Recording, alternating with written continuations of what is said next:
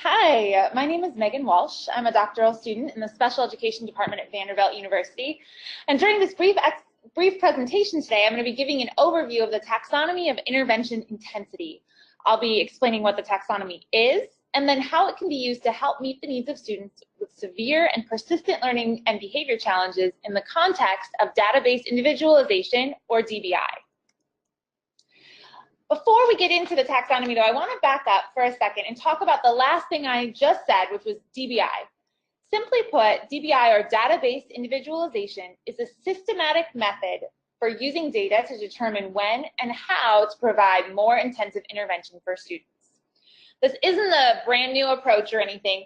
DBI had its origin in database program modification and experimental teaching, first developed at the University of Minnesota by Stan Dino and Phyllis Merkin in 1977. And what DBI is it's a process. What it's not, and this is very important to note, it's not a single intervention program or strategy. It's not ever a one-time fix, but an ongoing process that practitioners engage in that comprises intervention and assessment and uses data for the purpose of making adjustments over time, also known as individualization.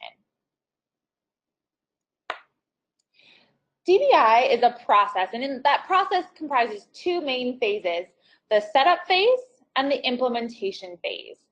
In the setup phase, practitioners are going to select a validated, best matched Tier 2 program to serve as the platform for intensive intervention. When I say validated, what I mean is that the intervention has evidence of efficacy with students in need of intervention. Best match means that it is the most clearly aligned with the needs of an individual student. Typically, the students with whom you're using a DBI approach are those who have already failed to respond to a validated Tier 2 intervention.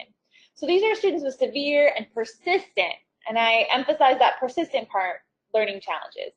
These might be students in Tier 3 or Tier 4, they might be students with disabilities, however your student classifies this. These students are those for whom something more intense than a validated Tier 2 intervention will be necessary. So in the setup phase, we select the best available with the knowledge that adjustments are probably and definitely going to need to be made. Okay, we might even want to make some adjustments at the onset to make the intervention more intensive right from the go. So in that setup phase, we're going to select that best available. And then we're also going to select a validated progress monitoring system.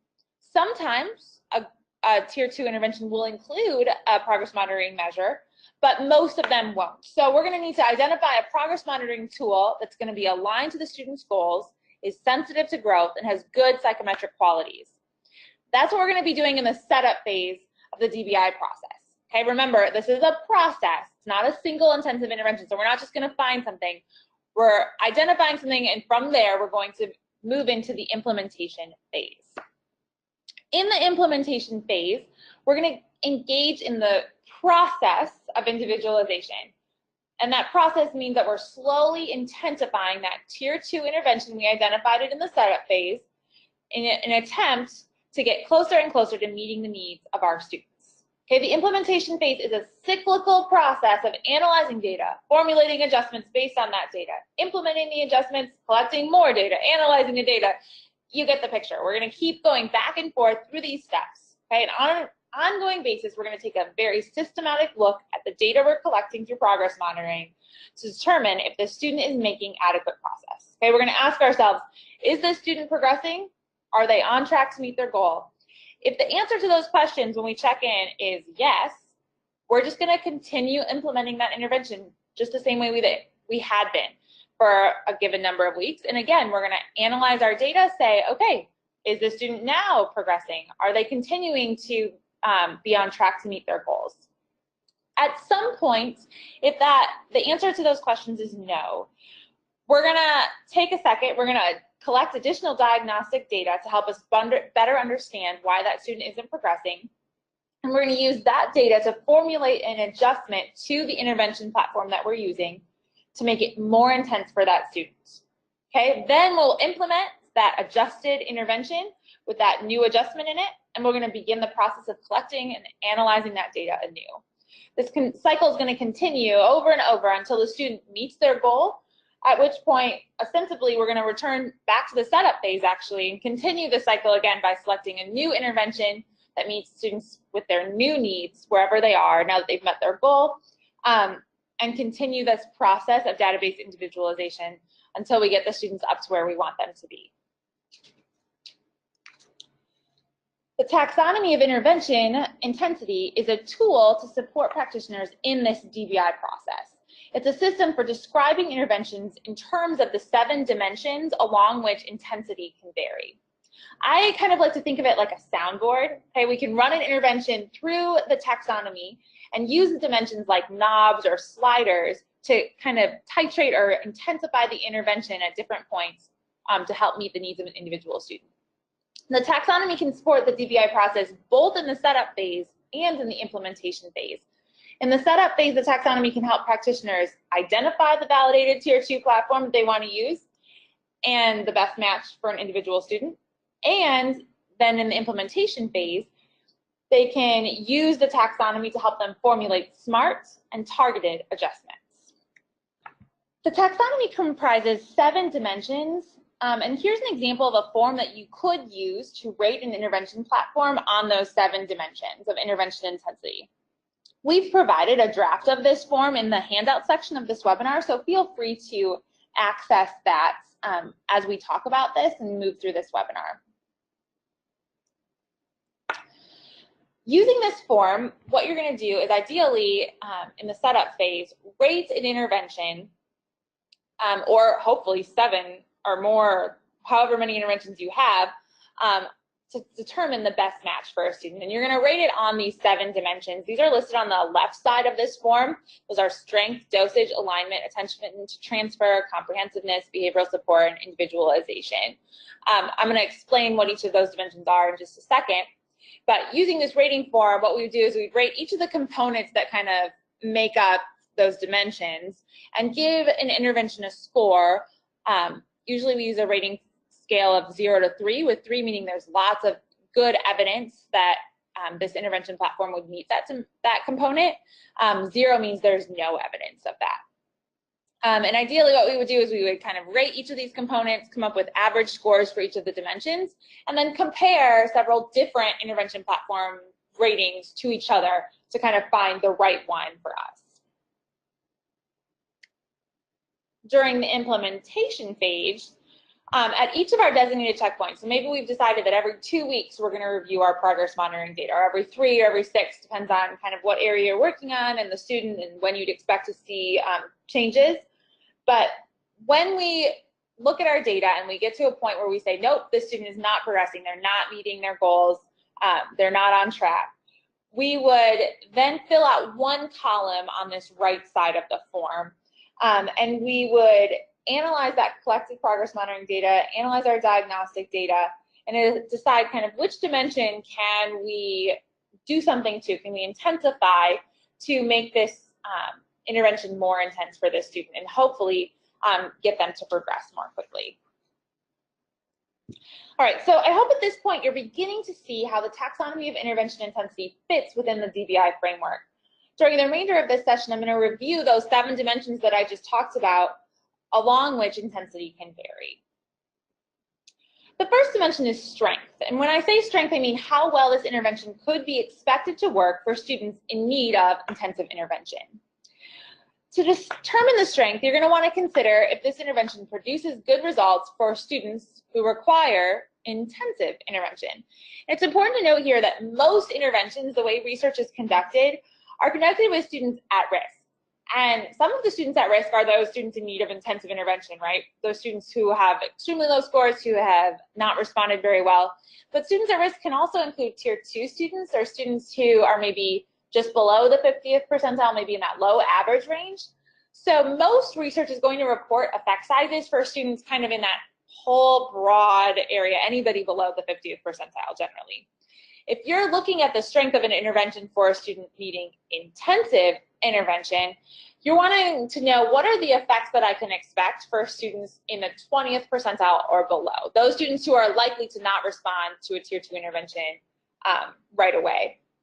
And so typically research isn't going to necessarily report these directly in offending. Some of them will, but you might have to look a little bit closer, dig a little deeper. I encourage you to use the NCII website, intensiveintervention.org, to use their tools chart. And on their tools chart, they've kind of done some of this digging and groundwork for you to find the disaggregated effect sizes for students below the 20th percentile.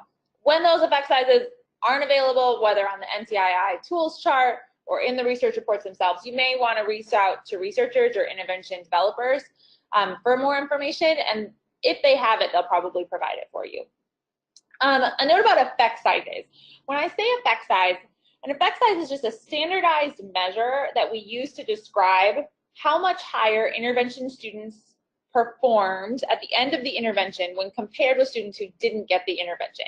And it's usually given in standard deviation units. I know that's a little bit confusing, but it's just kind of a way that we can objectively compare intervention strength to one another.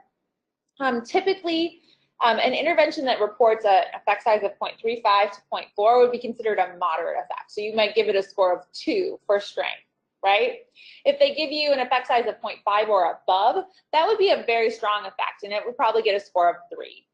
Scores below 0.35 are typically considered small effects. It's important to note, though, that those are rules of thumb. So in some academic areas, for example, reading comprehension, you're going to kind of expect actually smaller effect sizes, especially if they're talking or using standardized measures. The effect sizes tend to be much smaller. So you have to kind of take that with a grain of salt and recognize that those are just rules of thumb that give us a sense of how strong intervention is. Older students also tend to have smaller effect sizes, so research with older students is going to have smaller effect sizes too. When you're rating the strength of an intervention, the higher the effect size for students at or below the 20th percentile, the more intense that intervention is. Effect sizes are generated from the experimental studies themselves, from the research. So this is one dimension of the taxonomy that won't change. So as I'm intensifying this intervention and I'm working through the implementation phase of DBI, I'm not going to be able to go back and change the strength of the underlying tier 2 platform. This is just something that we use in the setup phase when we're rating and ranking the different intervention platforms against each other. The second dimension of the taxonomy is dosage. And it's easy to think of dosage in basic quantitative terms like the number of sessions that are provided or frequency, the number of minutes per session or the duration, and then the ratio of students to teachers. But dosage can actually be thought of more broadly as referring to the number of opportunities that a student has to respond and receive corrective feedback during the intervention's lessons. So in a math intervention, for example, the number of word problems that a student solves would be the number of opportunities that they have to respond. Okay, in a phonics intervention, it might be the number of words that they get to decode. Group size, frequency, and duration are factors that impact the number of opportunities that a student has to respond. But it's important to look more closely at each of the intervention platforms to determine how often would an individual student have the opportunity to practice and respond and receive feedback. Okay, the more opportunities that they have, the more intense that intervention platform is. During the DBI setup phase, you're going to try to decide what this average number of opportunities to respond is. In some cases, it's going to be really easy for you to see. You'll be able to look at the manual and they'll tell you right off the bat. But often you're probably going to need to look at a few sample lessons. And I suggest that you look at some lessons from the beginning of a program, some lessons from the middle, and some lessons from the end to try to give you a sense of how often are students going to be asked to respond, and will there be opportunities for the interventionist or the teacher or the tutor to provide support. During the implementation phase, you might decide to increase the intervention's intensity by increasing this dosage dimension, right? You might add additional sessions. You might make the sessions longer. You might reduce the group size so you can give more individual support. Or you might make more practice opportunities within the lesson so that the students have more opportunities to respond and receive feedback. The third dimension of the taxonomy is alignment. Alignment refers to the extent to which an intervention platform, number 1, addresses the student's full set of academic needs. Number 2, does not address skills the student has already mastered. And number 3, also incorporates a focus on grade level appropriate curricular standards. The more aligned the intervention is to the individual student you're thinking about, the more intense. Alignment is really important because many academic interventions address a restricted set of skills. For example, you might be choosing a math intervention, and the intervention that you find that seems to work well includes only calculation skills. But this student also has difficulties with word problems.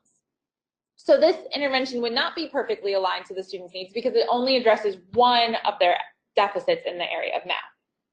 On the other hand, some interventions are very comprehensive and include a lot of skills that the student might have already mastered. So, for example, a literacy intervention might include things like phonics, decoding, sight words, fluency, comprehension, vocabulary, writing, all these things, right? But maybe the student only has a comprehension deficit. So all that time that you spend in the intervention on phonics and decoding and fluency is actually making it less intense because it's less aligned to the student's skills.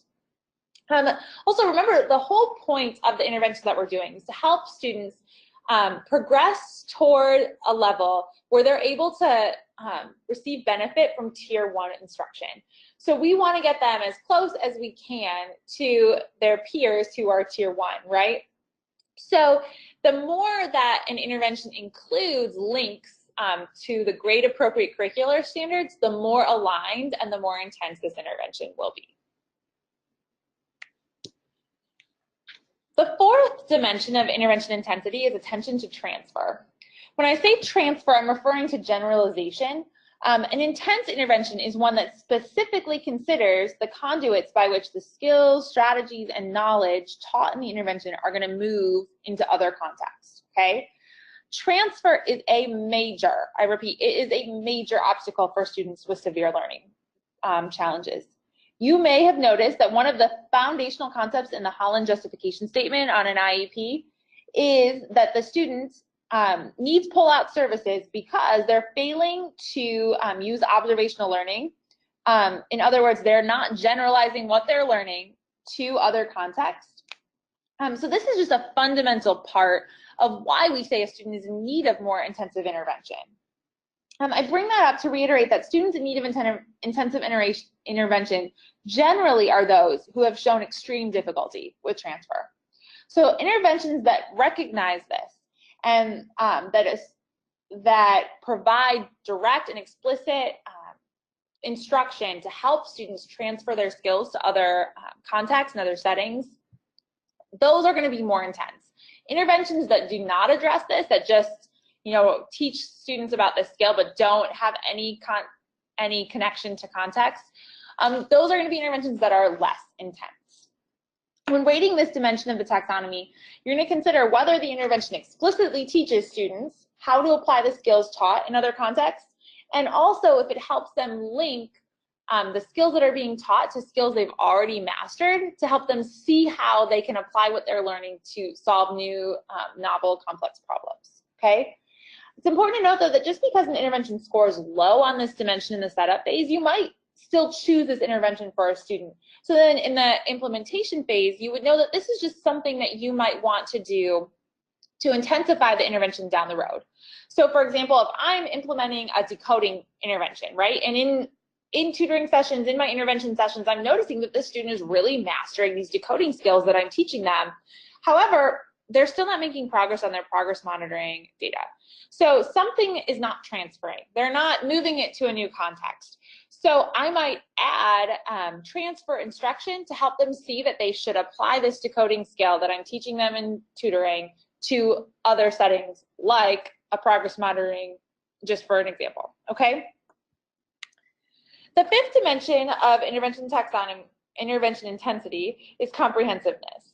When we say comprehensive, we're referring to the number of explicit instruction principles that are included in the intervention platform. Research indicates and has indicated over and over that students with severe and persistent learning challenges require explicit strategy instruction. The more explicit instructional principles found in an intervention platform, the more intense it is. The explicit principles include providing explanations in simple, direct language, modeling efficient strategies, ensuring that students have sufficient background knowledge and skills to succeed with those strategies, ensuring that students that there's gradual fading of support provided for students to show and demonstrate correct execution of those strategies, and that the intervention provides sufficient amounts of practice. Another thing that makes it more comprehensive is the incorporation of systematic cumulative review. All of these different principles that comprise explicit instruction should be part of any intensive intervention. So when you're rating an intervention in the setup phase, use this part of the taxonomy to see in a sample lesson, can you find all these different principles exemplified? You're going to note how many of them and how well these principles are included. And later in the implementation phase, you may decide to intensify by adding more of something. So maybe there's not enough practice when they're not making enough progress later on and we have to make an adjustment. Maybe one of the adjustments that we're going to make is to add additional practice opportunities. Or maybe we need to do more direct modeling of efficient strategy use. These might be areas that we can use to intensify the intervention down the road in the setup phase of DBI. The sixth dimension is behavioral support. Behavioral support is the extent to which the intervention incorporates different strategies to promote self-regulation executive function and to support reduce or minimize non-productive behavior within the intervention. When I say that it promotes self-regulation and executive functioning, this means that we are encouraging students with a history of academic failure to, one, persevere with challenging academic content, something that they struggle with, and an intense intervention would also support students to develop a mindset that involves perseverance, hard work, and high standards, okay? An intense intervention would incorporate more of that. It might focus on self-regulation. It might focus on different areas of executive function, like attention or working memory, to help students learn how to develop that mindset. You're going to want to examine an intervention protocol and determine the extent to which you see these different behavioral principles represented. Don't be surprised, however, when you do that, if you note when you're rating in the setup phase in intervention that the behavioral support provided is pretty minimal. A lot of times you're going to be looking at an intervention that was developed as an academic intervention, or maybe you're looking at just a behavior intervention, in which case it's designed to remediate that specific deficit, right? But in the real world, we know that our students usually have comorbid challenges, right? They're working against a lot of different factors. And so we may note that an intervention doesn't have enough behavioral support when we're rating it in the setup phase. So that might be something we modify right at the beginning to do it with another student. You know, maybe we're going to use what they have in their behavior plan or something like that right from the beginning. It's also something that we can adjust later on if the student isn't progressing. Maybe we need to do some things to help that student self-regulate or attend to task, or we need to do some things to help them learn to stay in their seat or to not do things that take away from instructional time. So we can intensify this dimension as we go to help individualize our intervention for students' needs. And the final dimension of the taxonomy is individualization. Individualization refers to the progress monitoring system that we're using. When we're selecting an intervention platform in the setup phase, you're not going to rate this particular dimension. Instead, you're going to note whether or not a validated progress monitoring tool is provided. And it's important to note that things like running records, informal checks for understanding, end-of-unit tests, while these are really great diagnostic tools, these are not validated measures for progress monitoring. Okay, they're not going to work to help us make the instructional decision of when and if we need to make an instructional adjustment and individualize that intervention. They're going to help us figure out how to make those changes, but they're not necessarily going to be the thing that helps us do it. If you visit the National Center on Intensive Intervention website and look at their tools chart, you can use that to help you compare progress monitoring instruments. And you can look at the individual psychometric data for each of the measures.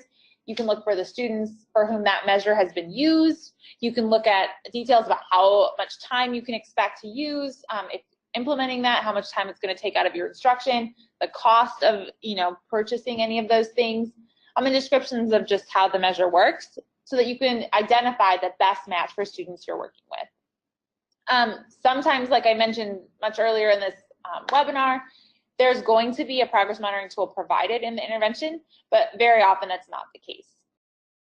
So it's important that you really do think about this progress monitoring tool and what tool you're going to use, because it's going to be the foundation from which you're going to make your instructional decisions. So it's really important that it be aligned to students' needs, that it be validated, and that you know it's going to be sensitive to change, and it's going to tell you if the intervention you're using is working or not. So as we wrap up, I hope that this has been helpful to help you see how the taxonomy of intervention intensity can help you in both the setup phase and the implementation phase of the DBI cycle. In the setup phase, you can use the taxonomy to rate an intervention platform's strength, its dosage, its alignment, its attention to transfer, its comprehensiveness, and its behavioral support. And you're going to use those ratings to compare, hopefully, more than one intervention platform to decide which one is going to be best for your students. The taxonomy can help you do that in a more systematic way. In the setup phase of the taxonomy, you're using the taxonomy in the DBI setup phase to help you identify the best match, and then you might also use it to help you make some initial adjustments prior to beginning the intervention. During the implementation phase, the taxonomy can be a useful tool to help you design an instructional adjustment to the intervention to intensify that intervention and meet the student's needs. I've gone through all of this pretty quickly today, and if you'd like to know more about the DBI process or about the taxonomy, I really encourage you to access some of these readings and read a little more. These are some helpful articles that can give you lots of additional information. The National Center on Intensive Intervention website is also a wonderful resource. On it, you can find additional webinars and presentations, reading resources, and those tools charts that I mentioned. One resource that you may find to be especially helpful is a recent webinar completed that shares a math case study. The webinar gives a real-world example of how the taxonomy can be used in practice in math. We'll provide a link to that archived webinar in the handout section. Moreover, if you are curious about how the taxonomy could be applied to other contexts, we'll be presenting a webinar highlighting a reading comprehension example on July 25th, and a behavioral case study webinar is also in production, so stay tuned. If you have any additional questions, I really encourage you to email NCII or visit intensiveintervention.org to learn more. I want to thank all of you for joining us today. Best wishes as you implement database individualization, and I hope the taxonomy can be a useful tool as you meet the needs of your students. Thank you.